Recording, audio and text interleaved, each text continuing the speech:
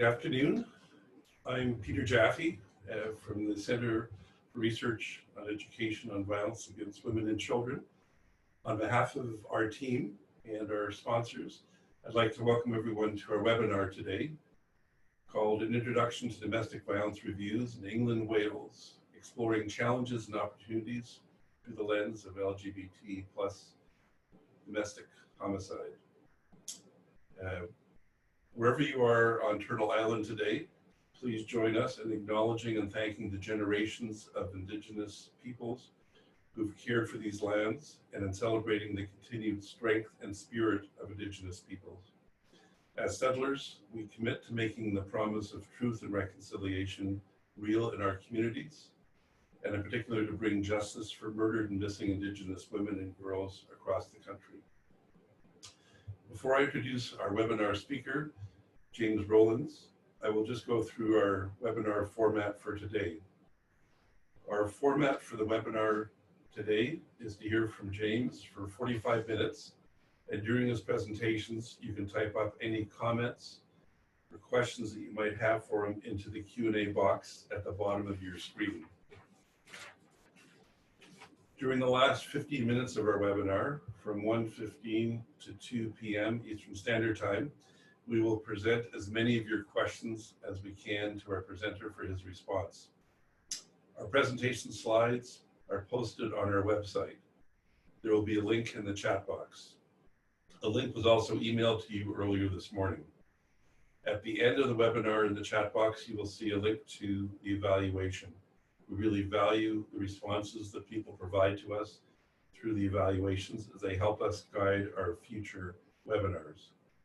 Once you complete the evaluation form, you'll be directed to a web page where you'll be prompted to enter your full name and email address. A certificate of participation will be generated and emailed to you. We want you to know that the evaluation surveys are completely anonymous and your name is only linked to the generation of the certificate of attendance. The webinar recording will also be posted on our website within the next few days. Once posted, an email will be sent out to all those who have registered for this webinar.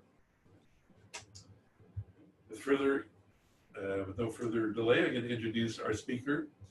James Rowland is a doctoral researcher at the University of Sussex. His doctoral research concerns domestic homicide reviews in England and Wales, specifically the part they play in the coordinated community response and the difference they make, including whether they bring about system change and reduce the likelihood of future homicides. In 2019, James was awarded a Churchill Fellowship. Prior to undertaking his PhD, James worked in a variety of operations and strategic roles in the domestic violence sector, as well as local government. As a Churchill Fellow, James is investigating international approaches to domestic violence, death reviews, exploring and comparing the differences, different approaches in Australia, Canada, New Zealand, and the United States. And actually yesterday, James was our guest at the Ontario Domestic Violence Death Review Committee, so he had a chance to observe firsthand the Ontario Death Review Committee in action. I'd like to welcome James and thank him for making this webinar possible. Thank you so much, Peter, for the introduction, and it's a real pleasure to be here and to talk to you, and certainly I hope the next 45 minutes or so will be interesting, and look forward to hearing a bit about your questions. As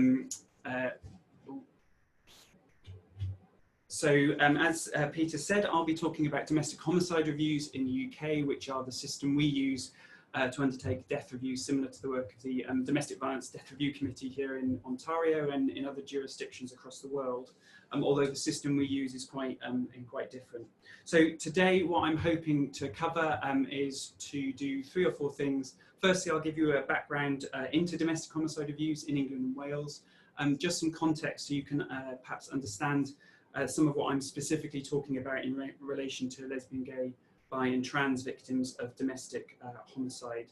And I will talk a little bit about how domestic abuse affects LGBT victims and survivors, and why that is relevant to our understanding and practice of domestic homicide reviews. And then I'm going to use some specific case examples to illustrate how LGBT victims are dealt with within domestic homicide reviews. And what I'm really interested in is how, as a minoritized community, LGBT victims are either included or excluded from domestic homicide reviews. And in particular, I'm interested in how our common public story of domestic violence, which is normally about domestic violence in heterosexual relationships between a man and a woman, can sometimes be really problematic for LGBT victims and make it quite hard to identify and respond to their experiences. And I'll close with just some reflections on perhaps best practice and what people may need to think in relation to those issues. As a very brief overview first then of domestic homicide reviews in England and Wales, it's probably important to start by saying that each domestic homicide is reviewed independently. So each will be subject of its own review and have a report published relating to that case. England and Wales are the only two parts of the UK which currently do domestic homicide reviews. As you can see from the map in front of you, Northern Ireland is currently looking at whether to introduce domestic homicide reviews, while Scotland, there's pressure to do it, but as yet they haven't been introduced. But in the UK, they began in 2014 in terms of legislation, but weren't actually implemented until 2011. Although if people are interested particularly in their history, you may want to look at the 2008 Pemberton Review, which has often been called the gold standard of domestic homicide reviews in England and Wales, and was the first published review done before they became a mainstream response to domestic homicide. We also have statutory guidance, which is probably useful for people to know, which sets the framework under which domestic homicide reviews should be completed. And that is issued by our Home Office, which is the government department responsible for crime and disorder and other issues of that nature. And approximately 500 domestic homicide reviews were completed by 2018. And that reflects the scale and tragedy of domestic homicide in the UK, where something like 400 people were killed between 2014 and 2017. The majority of those, as in other countries, being women killed by intimate partner relationships, although that does also include family homicides as well. In the context of LGBT people, what I would say is only 8 cases of those 400 involve LGBT victims, but those are only LGBT victims where it is an intimate partner. We don't have any data or don't collect data where perhaps that may be a family violence related killing. So clearly we may be missing some information. Very briefly, I will just talk about how domestic homicide reviews work in the UK, so people have got a sense of that before I get into the work around LGBT domestic abuse. And this is the statutory definition of domestic homicides and the enabling legislation which allows us to undertake them. And as you can see from the definition, it means a review into the circumstances of a death of someone aged 16 or over, which has or appears to have resulted from violence and abuse by someone to whom they were related in an intimate personal relationship or a member of the same household. And it's probably worth pointing out that that threshold is quite low. It has or appears to have died. And the reason for that is probably uniquely amongst international death reviews. Our review process starts at the point of the homicide. So we do not wait for the criminal process to conclude, although we will obviously not impede on the criminal justice process and won't be able to do some things until that's concluded. The other thing which is probably useful to note is in section A of that definition, you can see there's a conflation of intimate partner abuse, IPA, and adult family violence, AFV, and that is sometimes quite problematic because it means we probably miss some elements of adult family violence. And it's probably worth knowing as well that in our statutory guidance, we can also undertake these reviews in cases of suicide. And they're defined as cases where the circumstances give rise to concern. And whilst that perhaps is a positive option, it is clearly problematic because the definition does not really set out what such circumstances may be. But nonetheless, it's a really important resource in the UK, and as you might imagine, if we've completed 500 of those, represents quite a significant investment in resources. But in an LGBT context, we clearly have only a small number of cases and some real challenges in terms of how we bring that learning to the fore. Broadly, the purpose of domestic homicides are set out in front of you, and that's no different really from most other international jurisdictions. Essentially, it's about learning the lessons about how agencies work together to protect or safeguard a victim, thinking about what may need to change in terms of system responses, with a goal of ultimately preventing future homicides. Importantly, though, I would draw attention to the last two bullet points, which talk about the importance of improving understanding. So in the UK, even if there was no agency contact, a DHR should normally be completed because it would hope to explore perhaps why somebody wasn't known to services, why they didn't feel able to seek help and support, for example. And those reviews are also meant to consider and highlight good practice. And sometimes that can get lost. Our focus is often on perhaps what didn't work or wasn't done, but certainly there's an emphasis on trying to understand what did help or was valuable, even if that perhaps did not prevent the homicide. And just to give a final nugget of information around domestic homicide reviews as a process, although it's a national system, they're commissioned at a local level, and they're commissioned by what's known as a community safety partnership, and that is a part of local government, and there's something like 290 or so CSPs in England and Wales. So although it's a national system, its delivery is very localised, and as a consequence is somewhat fragmented. And that fragmentation is an issue I'm going to talk about in terms of challenges around LGBT people in a moment. I'm not going to talk in detail about this flowchart, but I just wanted to give you a sense of how our domestic homicide reviews work.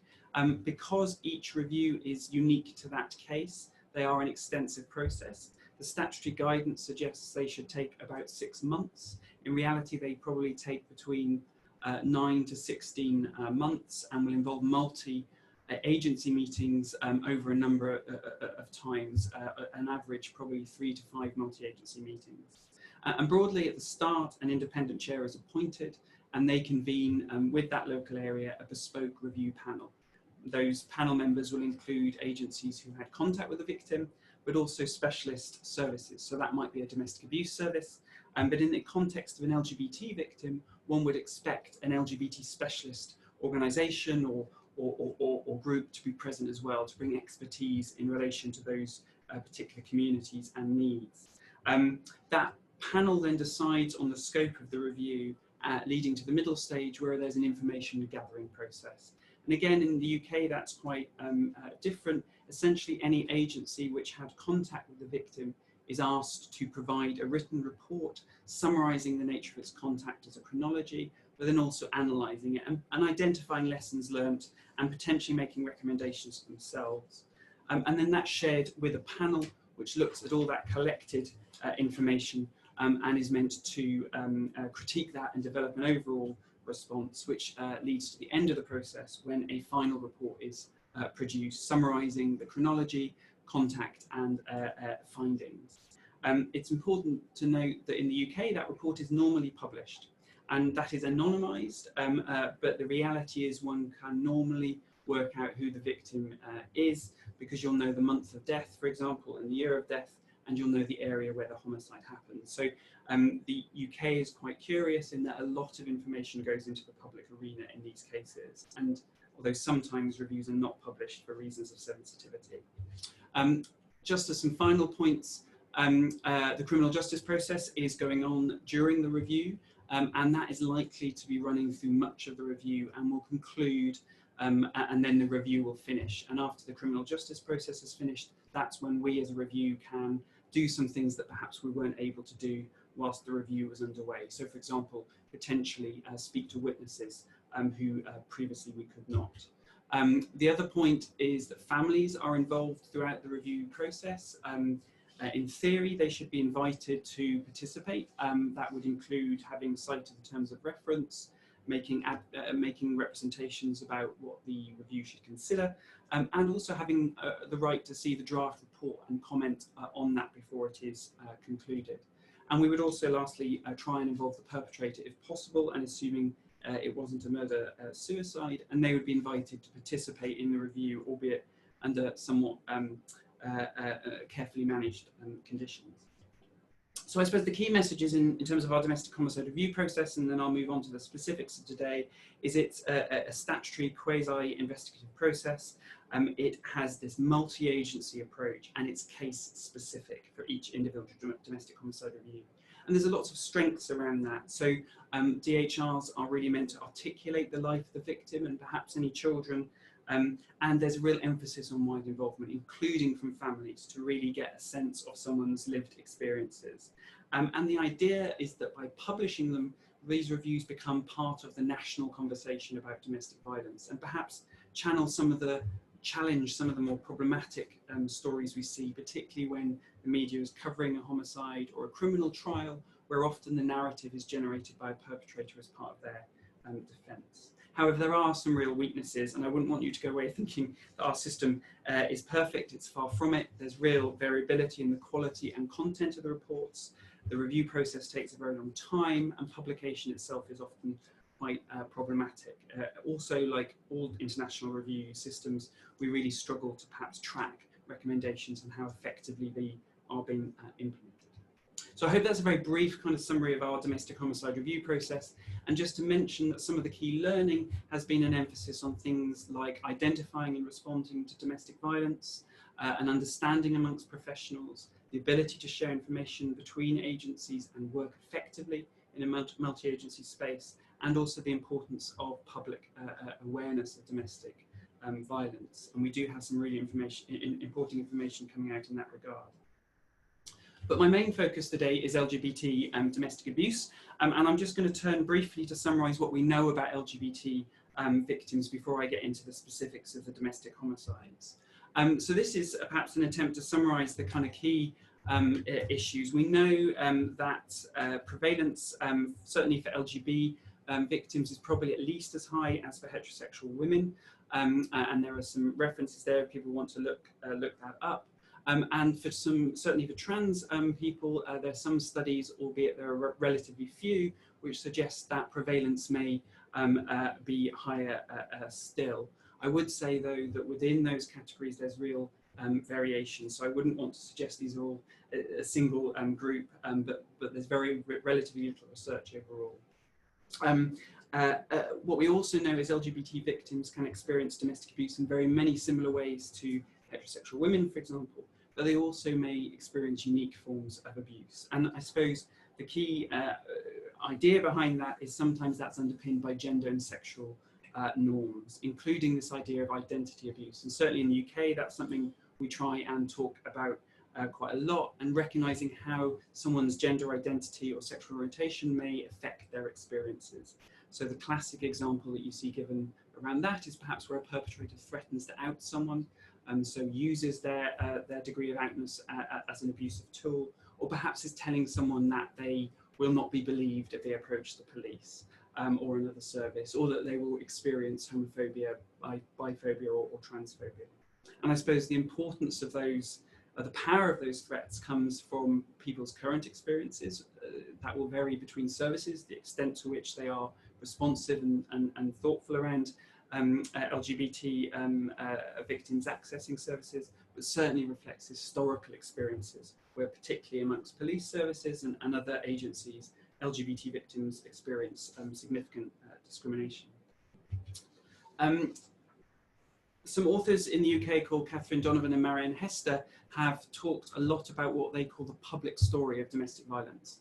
And they argue that LGBT victims are often under-recognised. And the reason for that is because we, in a sense, have trained our professionals, and certainly in the media, we represent LGBT domestic abuse as being largely about heterosexual relationships, normally involving a man being violent to a woman. And of course, that reflects the reality of the numbers, but it means that there perhaps is not much space to recognise LGBT victims within that. So they argue that that means it's quite hard for LGBT victims to recognise themselves, because they perhaps haven't seen any representations of LGBT domestic abuse, and also hard for professionals to recognise them.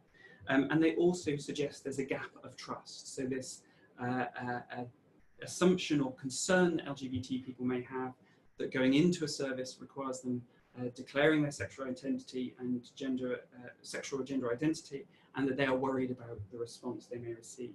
We also know in the UK that certainly LGBT victims are underrepresented in domestic abuse services, and actually they're more likely to seek support from informal sources of help and support like counsellors or therapists, so often aren't getting within the domestic abuse infrastructure. So that's a very brief summary, I suppose, of some of the context within which domestic homicide reviews might consider LGBT victims. What I want to talk to you now is some of the challenges we have in the context of domestic homicide reviews. And what I want to ask is these three questions. Do DHRs hear, see or speak about LGBT victims of domestic homicide? And I suppose those questions are somewhat informed by that maxim, which is certainly common in the UK, about seeing no evil, speaking no evil, or hearing no evil. And I want to loosely use that to explore how LGBT victims of domestic abuse are spoken about in policy terms, seen in relation to decisions to conduct domestic homicide reviews, and as a result often not seen, and lastly how they're dealt with within domestic homicide reviews. And I hope that my reflections on this will be useful to think about how services, agencies, policy and practice need to think carefully about LGBT victims so that they are recognised and supported. So in terms of speaking no evil, I'm going to start by using that question of speaking to think about how LGBT victims of homicide are spoken about, that is named within strategy and policy in the UK. And what's really interesting is on one level we have a lot of positive development, and on the other we have a real difficulty. So perhaps as in Canada over the last few decades, we've had a real increase in visibility and presence of LGBT people in the public sphere. And that of course is really positive. But what's interesting is LGBT victims are actually little represented within domestic abuse policy. So in the UK, we have a violence against women and girls strategy, which in my view rightly is based on the assumption that the majority of victims are women and that domestic violence is a gendered issue. But the difficulty we have within that is often LGBT victims are overlooked. So the 2016 strategy doesn't mention gay, bi and trans men at all, because it only talks about women. So it means that within policy terms, gay, bi and trans victims did not exist in that document. A new strategy in 2019, which refreshed that old strategy, now notes LGBT people, so that's a positive development, and talks about how they might face unique experiences. And an associated document, which was released at the same time, identifies structural, cultural, individual and interpersonal factors that affect LGBT survivors. So in other words, we're starting to see LGBT victims being spoken about.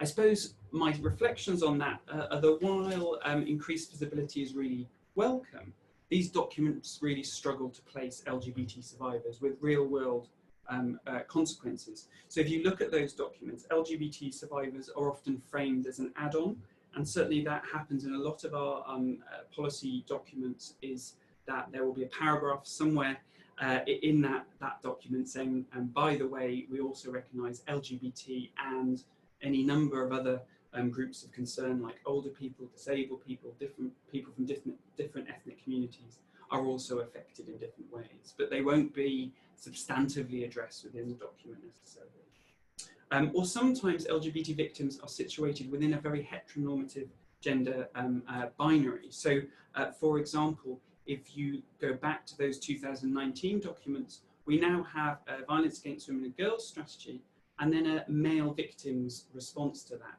And that really clearly divides LGBT victims into either being lesbian, bi or trans women, or gay, bi or trans men, which certainly in terms of the LGBT sector, for example, is problematic. So is the implication of that we're going to develop men's services and women's services, and where does that leave LGBT specialist provision, and will funding be made available to support that kind of work?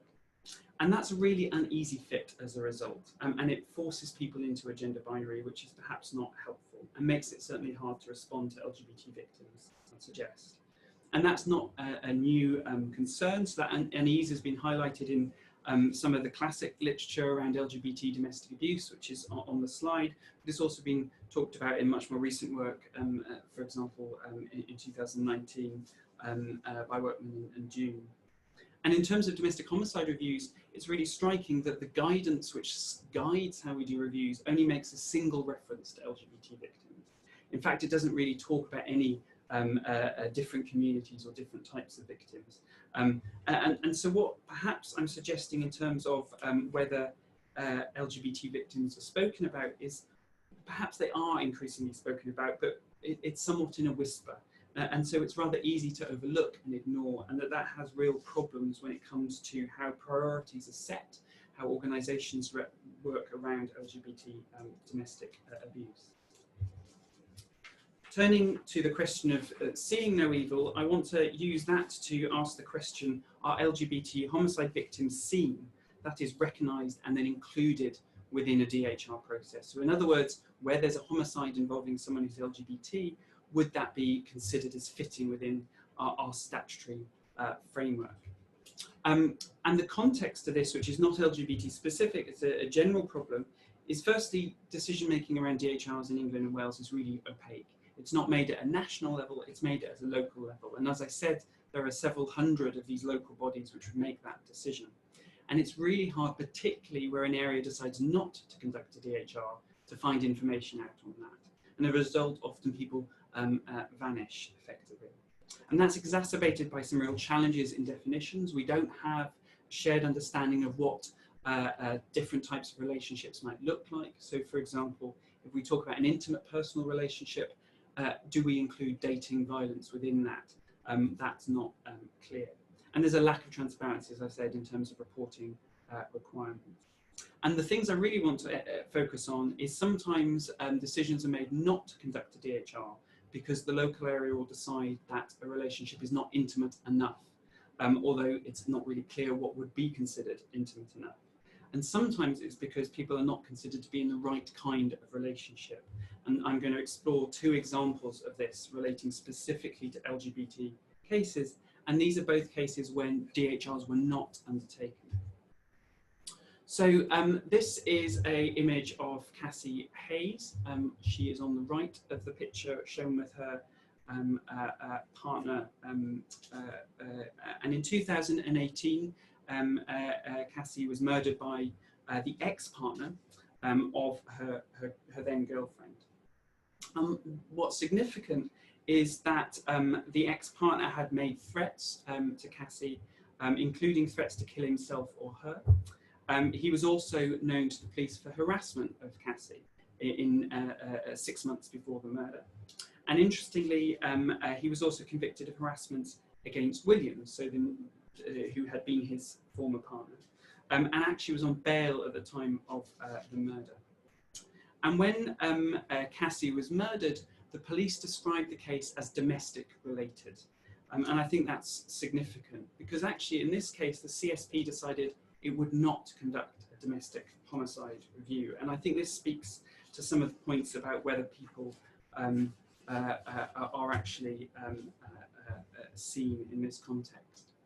So briefly to discuss the CSP's decision, it decided that it did not fit the criteria of a domestic homicide review. So that text I started with at the beginning of the webinar.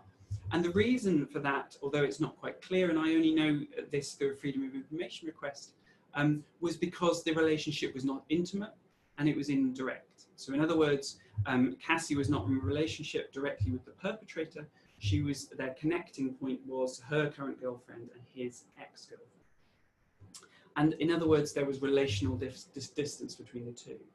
And technically, the CSP's decision is consistent with the Domestic Homicide Review guidance, which talks about intimate partners or family members or people who lived in the same household. It does not talk about the new partner who is the victim of a homicide. But I would argue that the decision not to conduct a review reflects a real problem. So it fails to consider the abuse towards both Cassie Hayes and her partner Laura as a single pattern of violence and abuse, which is clearly domestic abuse related. And one could argue, I think, with pretty great confidence that Cassie Hayes in this case was a corollary, I can never say that word, corollary victim. So in other words, she was targeted specifically in an intimate, in a domestic abuse context to hurt, in this case, Burke's former partner. And I think that's a missed opportunity, and it reflects a failure to look at domestic abuse in the round, but also critically for an LGBT victim, it's an example of violence by an ex-heterosexual partner, and something which comes up in the literature and which is often little recognised, and something we've therefore perhaps missed an opportunity to learn more about and improve our responses to. The other case I want to talk about was some murders in West London in 2014 and 2015. And over those 2 years, Anthony Walgate, Gabriel Kavari, Daniel Whitworth and Jack Taylor were all murdered by someone called Stephen Port. I'm not going to discuss this case in detail because it is really complex. However, he has been subsequently jailed. But significantly, there were a series of errors by the police in this investigation, which led to missed opportunities to deal with Port sooner. And that has led to an investigation into the police by what's called the Independent Office of Police Conduct in the UK, which is a regulator for the police in England and Wales. So clearly very problematic in a number of ways. A voluntary sector agency made a referral for a DHR arguing that these cases should be considered, and the CSP in this case didn't exactly decide not to do a domestic homicide review, but it did decide to wait for the conclusion of the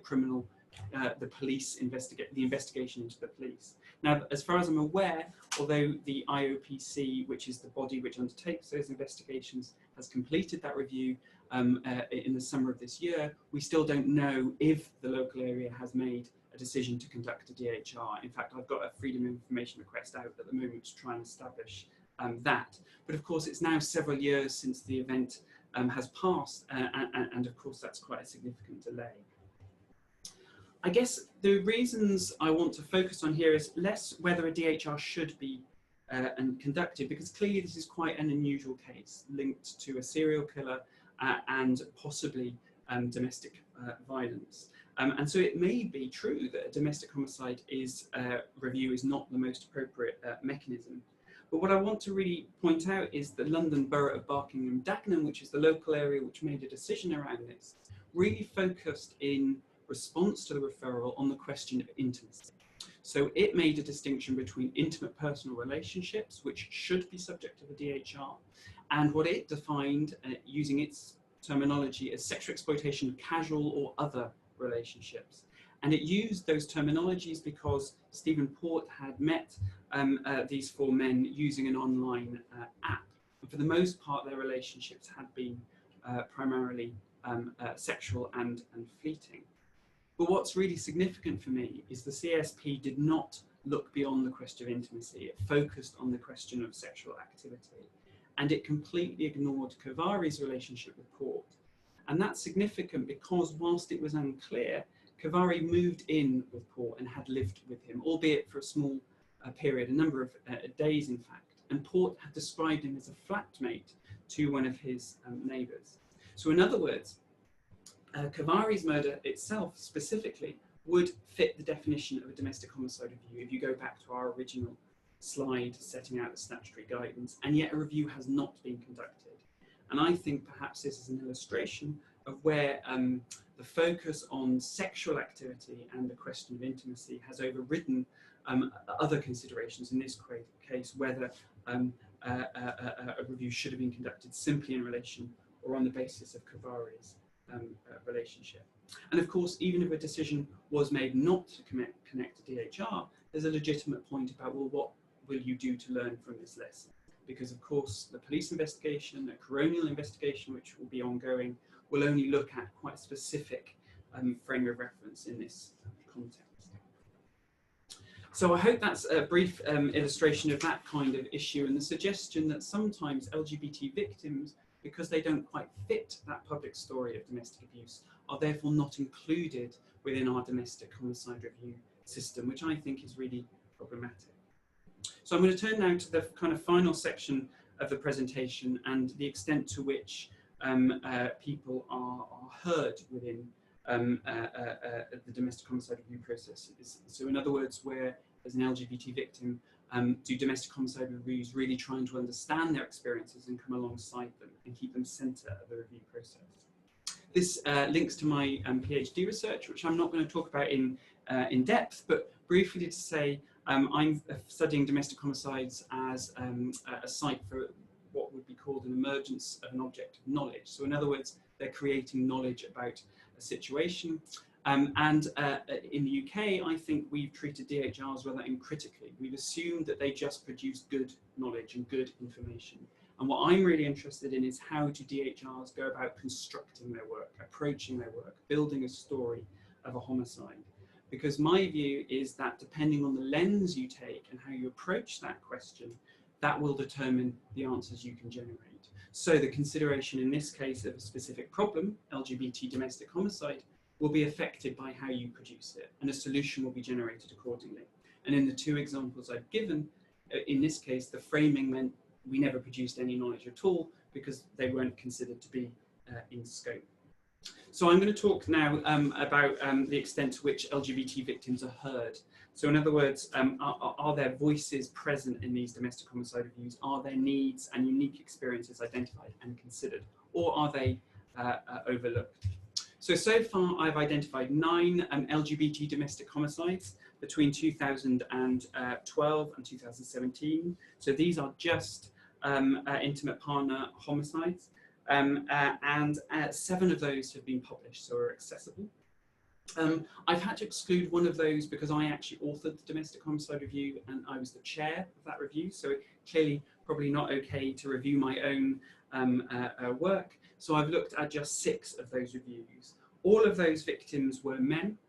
All of them were killed by men.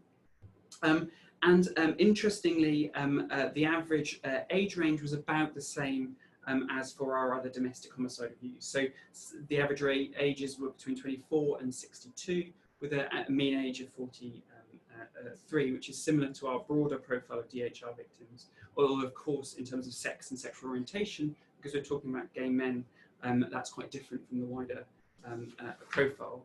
The perpetrators in this case were also not dissimilar to the national cohort in terms of sex. So as in all domestic homicides, male perpetrators are most common. But what was interesting is most of the perpetrators were younger on average than the national sample.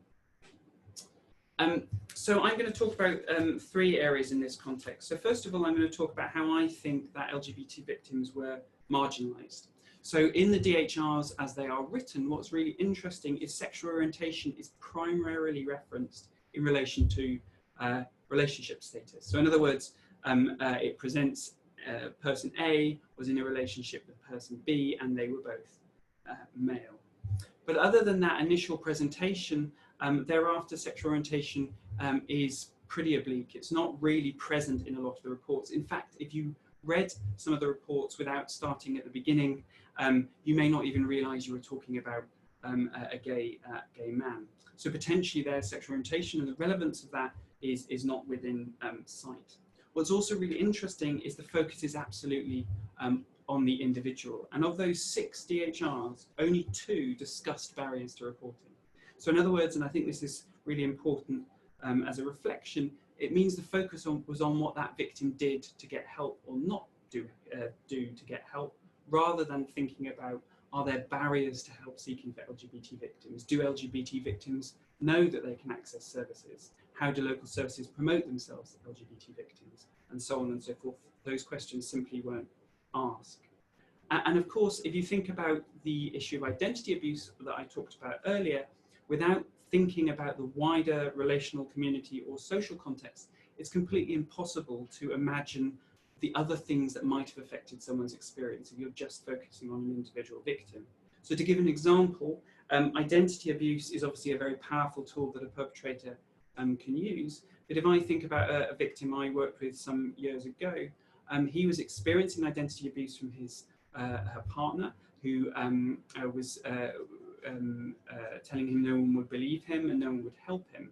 But he was also in a position that he was experiencing homophobic abuse from neighbours.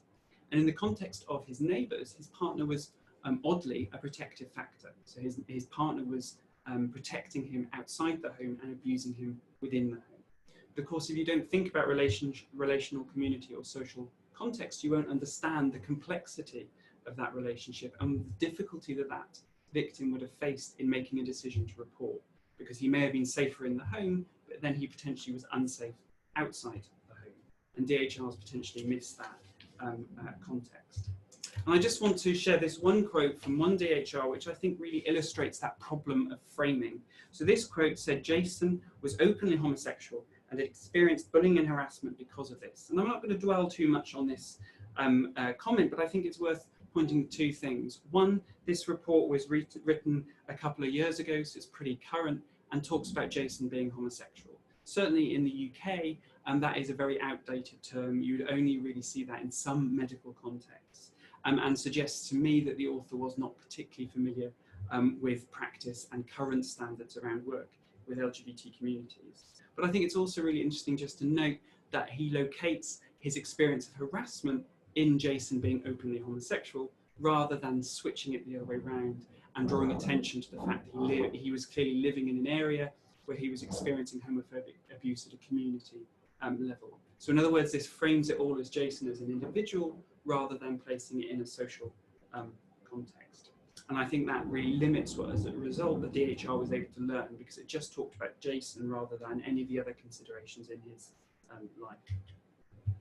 The other thing which I think is really curious is about recognising intimacy. In 3 of the 6 DHRs, there's a real lack of clarity around relationship status. It's very unclear whether people were in a sexual relationship or were intimate partners or had some other kind of relationship. And it's not really obvious why that might have been. Was that because they weren't out in terms of their relationship? Were they unclear in terms of communicating that to family and friends? We never really know. But if you think about those cases which were not subject to domestic homicide review, clearly if we are dealing with cases where there's perhaps a lack of clarity, potentially 3 of those cases may not have been considered because people decide it doesn't fit the definition of domestic homicide. The other thing that's really relevant is that 5 of the 6 DHRs said explicitly that they felt that because the victim was a man or in a same-sex relationship, organisations did not recognise him. So in other words, that prevented a recognition of domestic abuse, and goes back to the idea previously of the public story of domestic violence. If we think domestic abuse only affects heterosexual women, we're not going to recognise it when it occurs with heterosexual men. The other issue I think is really important is the making of a case. So very few of the DHRs actually drew on particular evidence. 3 of them did so.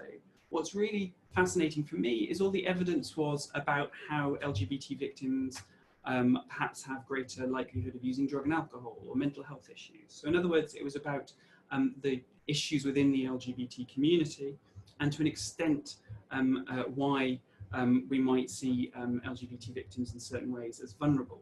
What was really fascinating is there was no evidence about what's best practice in terms of risk identification or provision for LGBT services. So in other words, again, it focused on the individual, almost to the extent of pathologizing LGBT people, rather than thinking about the broader context of our response to these individual victims and cases. As a final point in that context, it's worth pointing out that only 1 of these 6 areas actually had LGBT domestic abuse services, and I think that's really significant.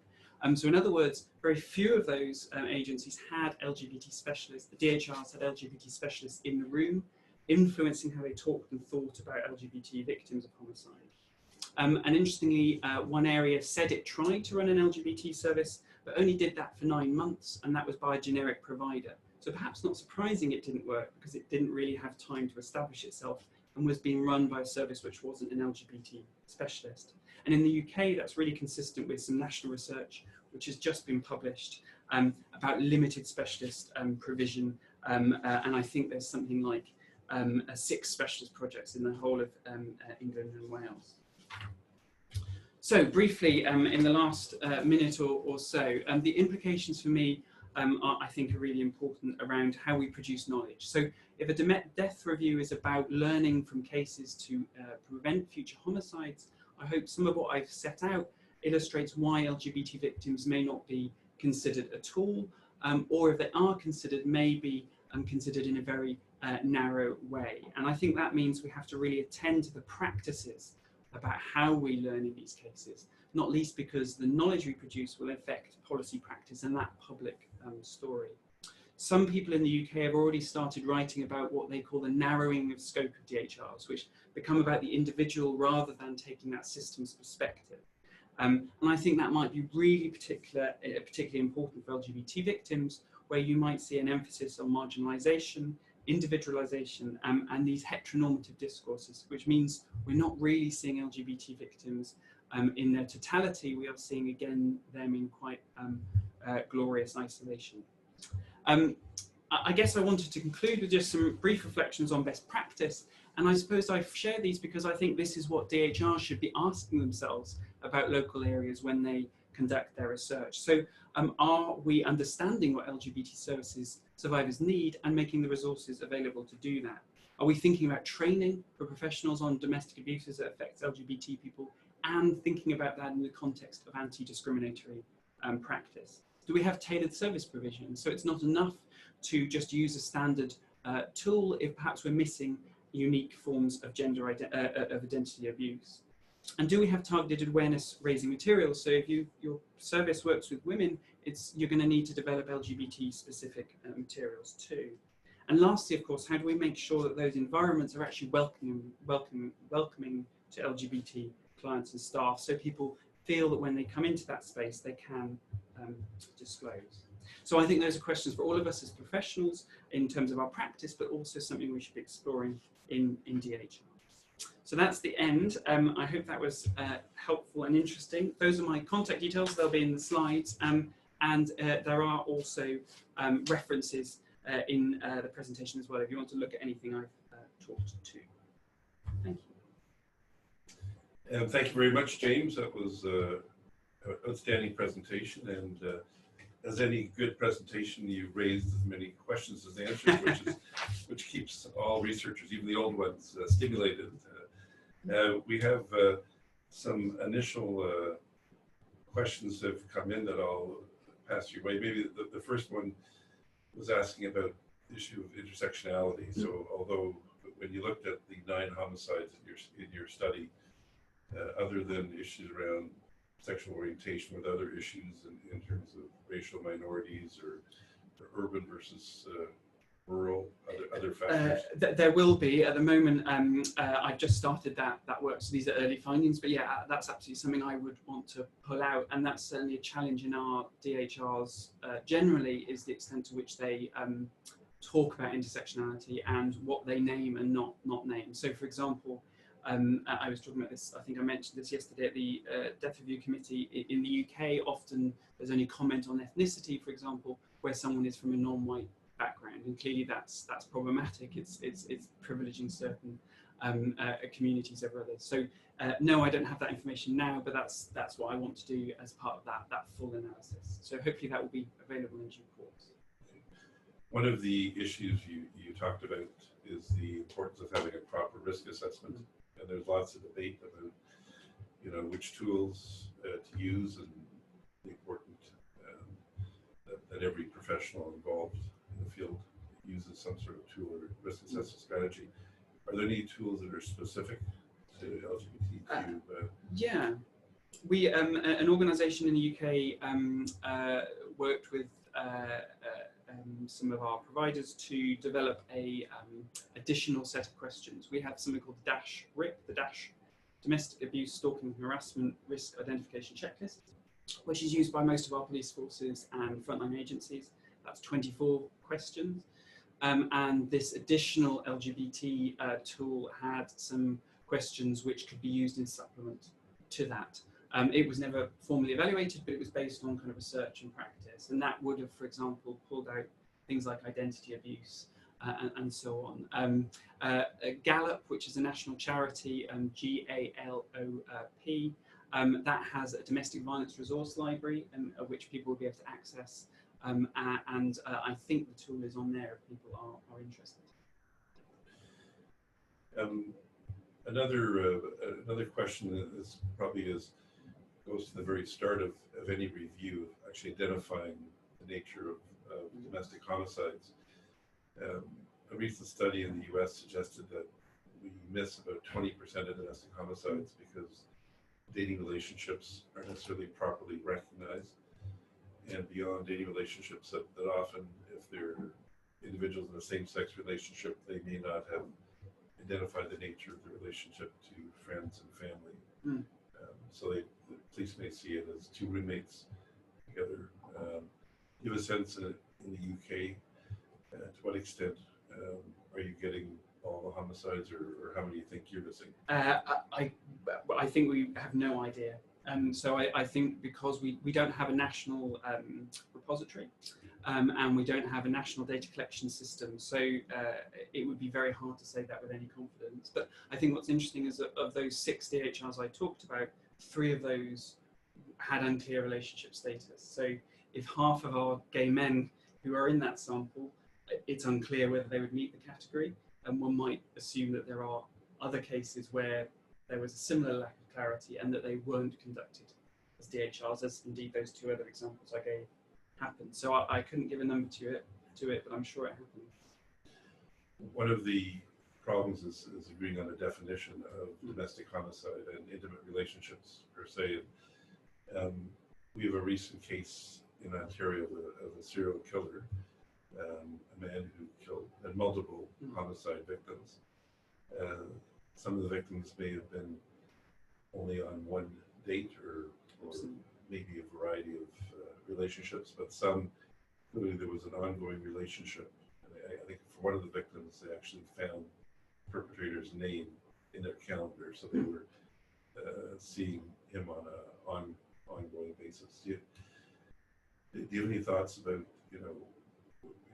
where does a intimate relationship begin and end? And again, I think the struggle, and I'm not speaking for the government, but just in general, in having discussions, people like to put cases into one category. This is either a serial killing or this is a same-sex domestic homicide. They have trouble putting it in both. Any reflections on that change? Well, I think that desire to put people into a category and keep them there is common to many systems across the world, sadly. I think it's really tricky, that line. I would always argue that we should be more expansive than narrowing, because I think otherwise we risk missing critical information. And I think the case example I gave relating to the killings by Stephen Port is a really good example of that. It may have some similarities. You've got 3 men who would not perhaps meet the definition of a domestic homicide because they didn't have an intimate ongoing relationship, but certainly in our context, one of those men certainly had moved in and was living with him, and I believe that should have been subject to a DHR. So I think it's going to be a constant challenge, and different jurisdictions have different definitions, but if the goal is to learn, I think what we need to do is try and open that as broadly as we can, rather than foreclosing opportunities unduly hastily. Do you have recommendations for death review committees? So obviously you have a unique insight because of your travels and looking across different jurisdictions. And it's very hard, I know when we do research, comparing ourselves to other jurisdictions because people have different definitions.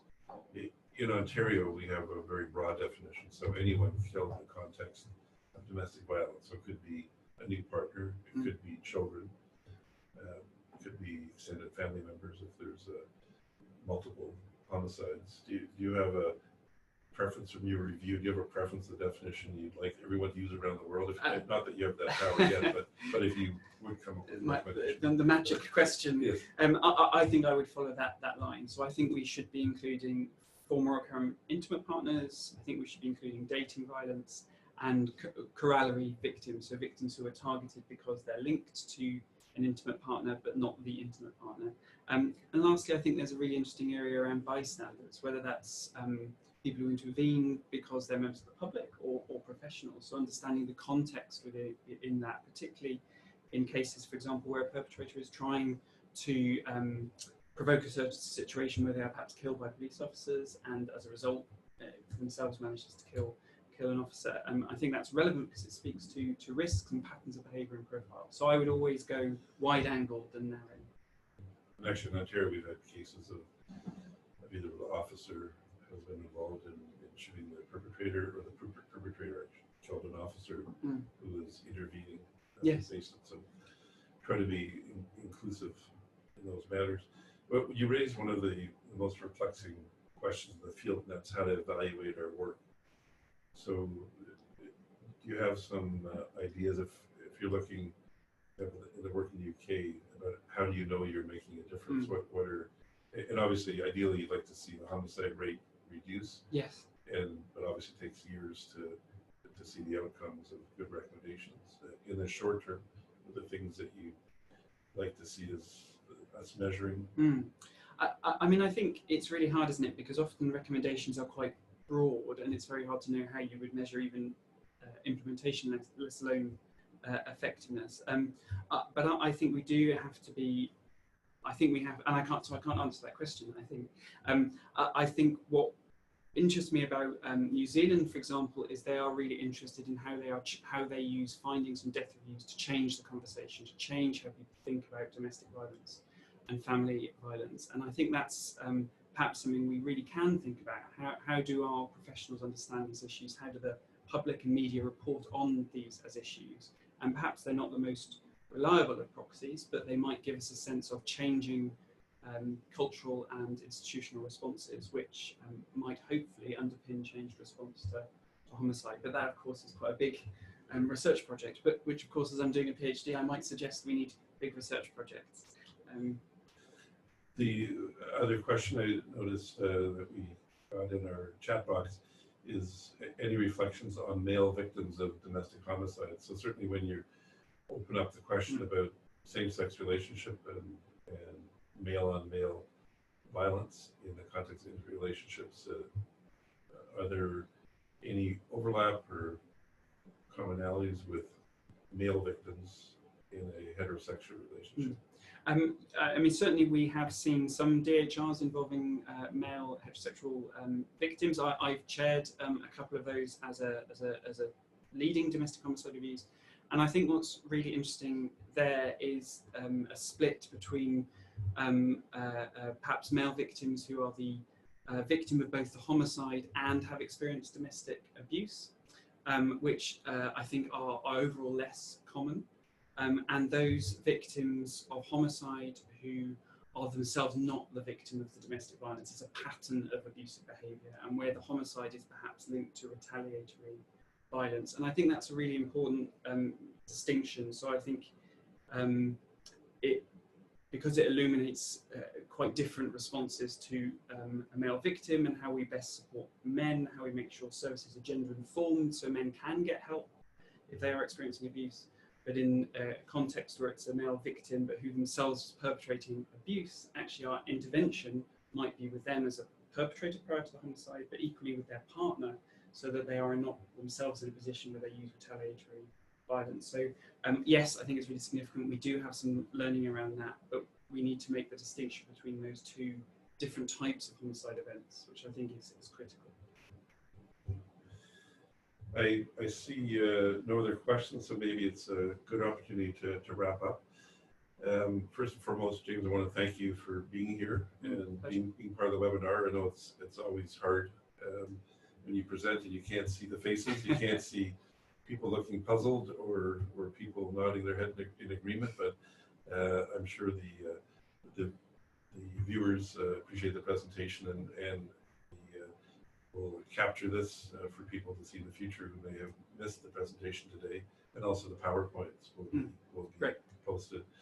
You did a great job really tackling a very complicated field, And I really appreciate you being in Canada, and it really helps us learn from other jurisdictions, especially with the depth of your studies, both in the UK and looking at what's happening in Australia and New Zealand. So thank you very much for being here, and I really enjoyed your presentation. Oh, thank you very much for having me. It's been a pleasure. Just a reminder to complete your evaluations. We really appreciate the feedback and certainly ideas for future webinars. Thank you all for being part of this webinar.